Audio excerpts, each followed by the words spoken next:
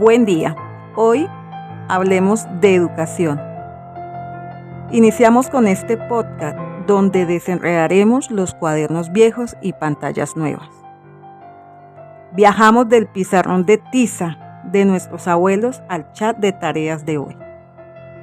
Todo esto para preguntarnos qué ha cambiado y qué sigue igual en la forma en que aprendemos.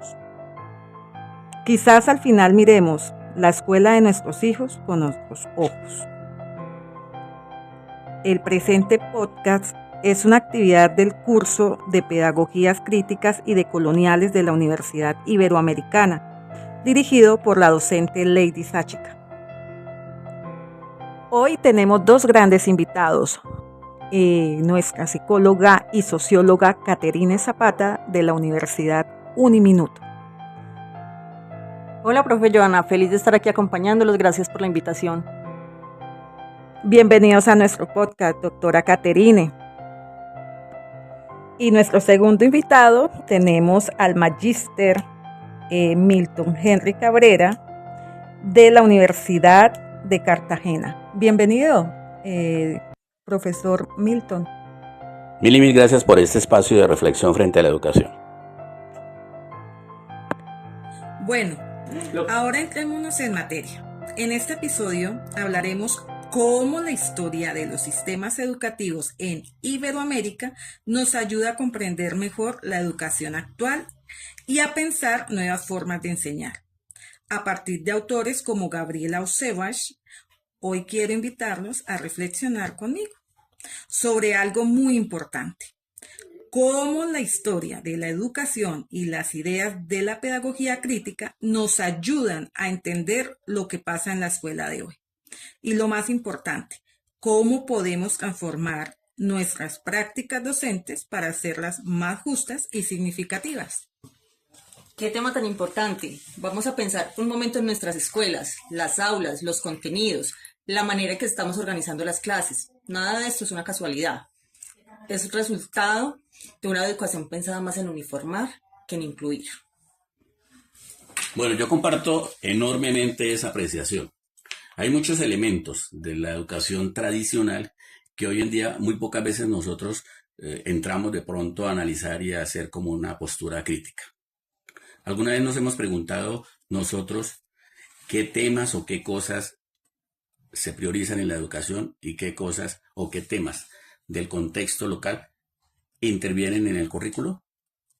Cosas como tan importantes que en el momento de hablar de historia es muy significativo para nuestras comunidades que los chicos cuenten, por ejemplo, que sus abuelas narren cómo se enseña a cortar, a arreglar, a cosechar, cómo se hacía antes, cómo se hace hoy y qué factores importantes tradicionales en la cultura de esa sociedad influyen. Transversalizar todos esos conocimientos es importante. Profesor Milton, ¿qué aporte tan significativo nos acaba de dar? Y aunque han pasado siglos, esas huellas siguen vivas. Mirar hacia atrás para entender el presente es supremamente importante. ¿Sabías que los sistemas educativos de Iberoamérica nacieron, o mejor dicho, no nacieron de la nada? Su desarrollo estuvo marcado por influencias externas, especialmente en modelos europeos, por el papel central de la Iglesia y de los inicios, y más tarde por los procesos de modernización de los estados nacionales. Estas dinámicas históricas moldearon la escuela tal como hoy la conocemos. Sí, esto hizo que la educación en muchos países de Iberoamérica naciera con desigualdades muy fuertes, es muy evidente. Se centralizaron los contenidos, acceso limitado para muchos y poca valoración de los saberes locales. Sí, claramente toma importancia, como diríamos, las nuevas trayectorias que se dan en el sistema educativo. Hoy en día la educación se hace más contextualizada. Hoy en día los proyectos educativos institucionales en cada una de las sedes donde yo tengo la posibilidad de trabajar, pues están armonizando los planes de estudio, están armonizando todos los procesos pedagógicos frente a ese contexto. El caso específico es en la ciudad de Villavicencio.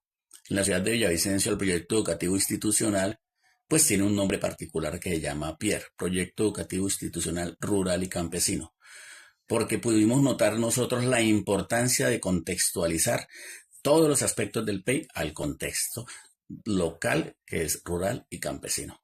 Eso le dio un plus a todo lo que los estudiantes aprenden. Los proyectos pedagógicos productivos son el pretexto ideal para manejar esto. Tal cual, aquí viene la clave. Esas huellas siguen siempre presentes hasta el día de hoy. Cuando vemos que todavía hay brechas entre lo rural y lo urbano.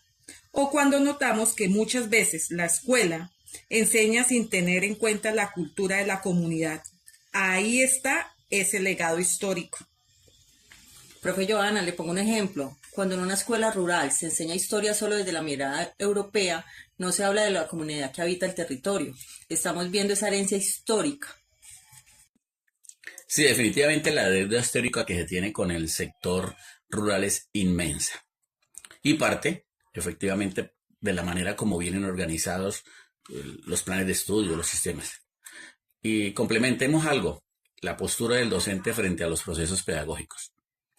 No nos ha quedado todavía lo suficientemente claro, es que es mucho más fácil de asimilar y entender muchos procesos y muchas habilidades de todas las asignaturas y de todos los campos del saber cuando nos queda claro cómo varios fenómenos históricos, varios procesos, llámese de comprensión lectora o algo, tienen un hacer en su territorio. Cuando el estudiante se siente identificado con eso y cuando aterrizamos esos saberes al saber de su territorio, pues ellos van a encontrar más significado en lo que aprenden. No van a simplemente repetir por repetir, sino van a interiorizar muchas de esas habilidades. Claro, profe Milton, como docente comprender esta historia no es un ejercicio académico aislado, sino una herramienta para nuestra praxis.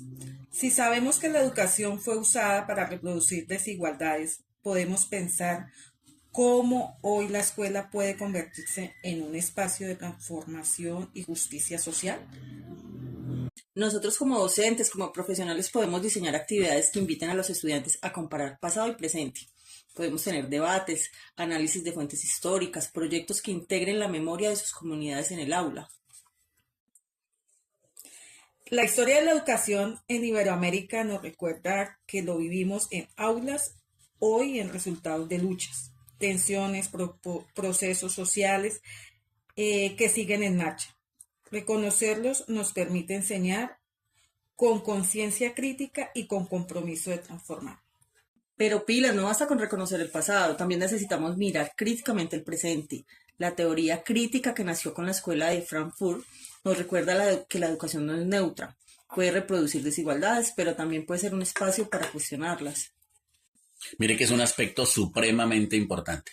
Cuando los docentes entendemos nosotros que la educación es ese mecanismo para que las comunidades, los estudiantes, los padres de familia, todos los actores de la educación tienen la posibilidad de sentar un precedente, de colocar una postura crítica frente a lo que se enseña, lo que se aprende y la forma como se hace, en ese momento ya estamos dando las primeras pildoritas para que la sociedad empiece a derribar esas barreras de desigualdad. Aplaudo esa decisión y estoy comprometido con, desde las aulas, empezar a hacer esa transformación social que necesita nuestro país. Mire que es bien importante que hasta Henry Giroux lo dice claramente. En tiempos difíciles, enseñar es un acto político, y no político en el sentido de partido, sino en el de construir conciencia, empoderar a los estudiantes y abrir caminos de emancipación. Esto, como dice su tocayo, ahora llevemos esto a las aulas. ¿Qué pasaría si en lugar de solo repetir contenidos invitamos a los estudiantes a reflexionar sobre su realidad? ¿Qué tal si las clases de historia no es solo memorizar fechas, sino debatir cómo esos procesos todavía nos afectan el día de hoy? Ok, te dejo esta pregunta para seguir pensando. ¿Qué podrías cambiar tú en tu forma de enseñar para que tu clase sea más significativa y liberadora? Bueno, damos por terminado este podcast, Hablemos de Educación. Muchas gracias, doctora Caterine, muchas gracias, profesor Milton Cabrera, y nos vemos en una próxima ocasión.